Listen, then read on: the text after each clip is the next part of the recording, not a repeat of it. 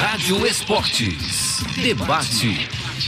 Vamos lá, meus amigos, vamos aqui no Rádio Esportes Debate. Eu tava pensando com o nosso Paulo Azeredo, nosso produtor, mais cedo, para falar sobre alguma situação relacionada ao Cruzeiro hoje, e surgiu um tema pra gente sobre contratações, né? Porque há muita expectativa quanto ao que o Cruzeiro vai fazer na janela de meio de ano. Mas é importante dizer que o Cruzeiro fez muitos movimentos já em 2024, pensando em contratações em chegadas. A lista de contratações do Cruzeiro para esse ano inclui alguns pedidos que certamente passaram pelo técnico Larcamón.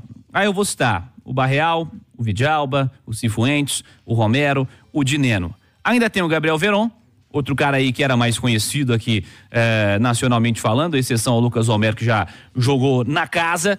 O Léo Aragão chegou para ser goleiro, o Larcamón chegou e já foi embora, o Rafa Silva era um conhecido também da torcida celeste e o Zé Ivaldo já havia sido contratado desde o ano passado. Desses reforços do Cruzeiro e do Panzi, como você observa, os caras estão com a situação mais complicada, cara que talvez não tenha tanto espaço. Esse observa foi pensando já no Luxemburgo, uma possibilidade. A mistura de observa com enxerga. É verdade, foi quase isso. Ô Du, como você observa, agora sim, a situação desses reforços? Porque se você pega, por exemplo, o Lucas Vidalba, ele é um cara que sequer jogou com o Seabra, né? Eu acho que vai ser difícil ele jogar, Cirilo, porque ele vinha para fazer aquela saída com 3 jogadores que o Seabra até em algum momento pode utilizar. Ele é um treinador que tem boas ideias, gosta de um futebol diferente, mas ele vende essa ideia um pouco mais simples para o seu time, né? É um Cruzeiro que joga mais simples sem deixar de ser um time moderno, que gosta de ter a bola, que gosta de ser protagonista no jogo, de atacar o adversário. Mas pro Vidalba, nesse sistema, nesse desenho que o Seabra tem utilizado, ou ele vai jogar de lateral esquerdo, e aí ele vai ter a concorrência do Marlon e do Kaique, que para posição e para função eu acho que são melhores do que ele, ou ele vai jogar de zagueiro. E aí você colocar uma linha com 2 zagueiros e 2 laterais, sendo que um dos zagueiros é baixo, não tem uma boa bola aérea, e o Cruzeiro já é um time baixo, né? A exceção dos zagueiros, os laterais são baixos, os volantes são baixos. Se você tira o Dineno, os atacantes também não são altos. Tem entrado o Barreal, que é baixinho também. E aí você vai colocar um zagueiro com 1,77 m, então você passa a correr riscos também. De todos esses nomes que você disse, eu acho que o Vidalba é o que tem a vida mais complicada nesse momento para ter oportunidades. O Dineno não vem jogando por conta da lesão, mas por característica não é um cara que me empolga tanto. Mas é aquele jogador que, por característica, que eu gosto de futebol. Mas pelo que eu tenho visto desse Cruzeiro do Seabra, que é um time que faz essa bola circular muito na área adversária, eu acho que o Dineno pode ser bem aproveitado pelo Seabra. Porque ele é bom centroavante, com característica de centroavante mesmo, é bom finalizador. E o que esse Barreal bate bem na bola, cara, se tem uma boa característica dele é essa. E você tem um cara que bate bem na bola com o centroavante na área, acho que esses dois podem ter boas chances com o Seabra. Olha, o futebol brasileiro tem a cultura de vir o treinador, ele elencar aí 5, 6, 7 reforços, passa 2 semanas, o cara vai embora e os caras ficam aí. O Vidalba é um desses exemplos? Eu acho que sim. Aliás, isso é comum à maioria dos clubes, né? Já visto, por exemplo, o Cudê, o que fez no próprio Atlético, e pode ser que aconteça também no Internacional, né? E você vai em busca das características que o seu treinador, na medida do seu possível, da sua realidade financeira, mas do que o seu treinador pensa pro jogo, né? Então, isso é muito complicado, porque daí o time que tem limitações orçamentárias ali, que tem problemas ali nas suas finanças, ele não tem tantas opções, né? Então ele vai onde que o treinador consegue apontar. E nem sempre o treinador fica no Brasil. Dificilmente o treinador consegue começar e terminar um trabalho, é o que aconteceu com o Larcamón, e aí fica algumas heranças por ali. Fato é que o Cruzeiro, na gestão da SAF, tinha ido ali no mais ou menos e barato, e que acaba não resolvendo o problema, né? Tanto que a gente vê, a maioria do time titular já estava o ano passado. Então, como é que você reforça o time se a maioria dos jogadores que são titulares, que tem a preferência do treinador, já estavam no ano passado e o time lutou contra o rebaixamento, né? O pessoal que estava comandando o Cruzeiro, mas que pode ser que tenha uma mudança de perfil a partir de agora. Quais as necessidades desse Cruzeiro, Edu? Imaginando o stand de contratação que já foi feito e o que o elenco demonstra nesse momento de carência. Cirilo, a expectativa está indo lá para cima, né, cara? A gente já começa a imaginar um Cruzeiro para o segundo semestre, para o retorno. tentar sobreviver na Copa Sul-Americana, né? Fez esse início de competição muito ruim, com pouquíssimos pontos, um futebol muito mal jogado, mas ainda tem oportunidade de recuperar. E quando abrir a janela, um Cruzeiro mais agressivo no mercado e trazendo jogadores para chegarem e serem titulares. E aí fica difícil da gente fazer esse exercício de imaginação, porque desde 2020 para cá, o Cruzeiro tem sido muito modesto no mercado, né?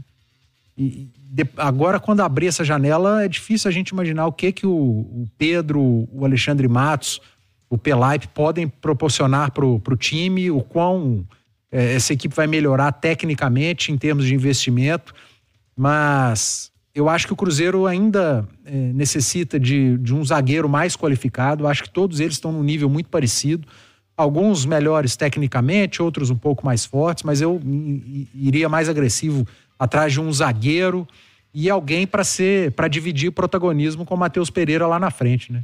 Matheus Pereira está muito sozinho do meio para frente, espera-se muito apenas dele nesse time do Cruzeiro.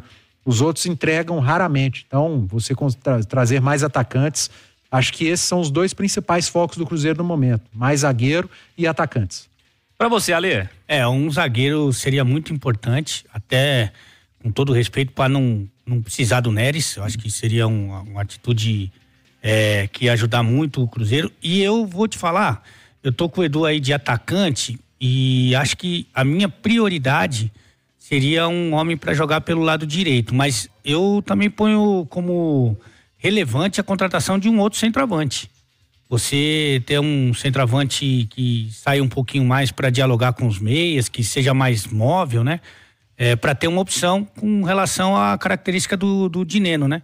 Então, o Dineno é um jogador que eu não descarto, longe disso, principalmente no jogo contra o Vitória, em que o William cruzou 58 vezes no primeiro tempo e no segundo tempo teve a entrada do Barreal, que foi providencial, que também bate muito bem na bola.